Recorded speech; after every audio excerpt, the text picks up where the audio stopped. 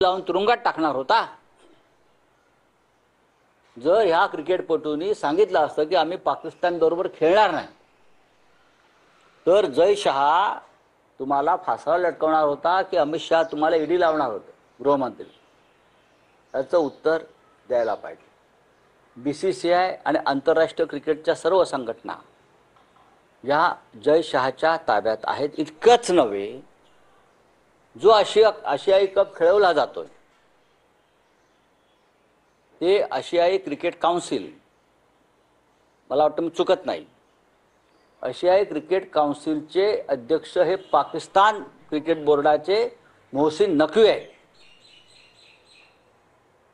आणि त्या मोहसिन नकवीच्या हाताखाली सदस्य म्हणून भारतीय जनता पक्षाचे महाराष्ट्रातले मंत्री आशिष शेलार काम करतायत। नैतिकतेच्या मुद्द्यावर त्यांनी राजीनामा द्यायला पाहिजे होता त्या बोर्डाचा। जर जय शहा ही मॅच टाळू शकत नव्हते तर त्यांनी त्यांच्या त्या पदाचा क्रिकेटमधल्या राजीनामा देऊन दुबई सोडून भारतात यायला पाहिजे होतं। यांचे पप्पा देशाला राष्ट्रभक्ती शिकवणार, आम्हाला सगळ्यांना हिंदुत्व शिकवणार, बाळासाहेब ठाकरेंचे आम्हाला दाखले देणार, अमित शहा आम्हाला शिकवणार। बरं का, बाळासाहेब ठाकरेंनी असा व्यापार नाही केला। अमित शहाना बाळासाहेब ठाकरेंचं नाव घ्यायचा अधिकार नाही, नरेंद्र मोदींना अधिकार नाही, एकनाथ शिंदेला अधिकार नाही आहे बाळासाहेब ठाकरेंचं नाव घेण्याचा, त्यांचा फोटो लावण्याचा। मी जे वारंवार म्हणतोय, तुम्ही लोकांच्या भावनाशी खेळताय आणि म्हणून इथे नेपाळसारखी परिस्थिती निर्माण होईल। तुम्ही आम्हाला बाळासाहेब ठाकरे शिकवतायत। अमित शहा, बाळासाहेब ठाकरे होते तो ये नहीं होता, बाळासाहेब ठाकरे होते तो ये नहीं होता।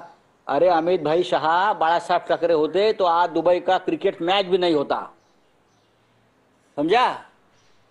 और तुमको मुंबई में भी नहीं आने देते क्रिकेट मैच के बाद। आप अपने बेटे को देशभक्ति नहीं पढ़ा सकते हो, हमको क्या पढ़ा रहे हो अमित भाई।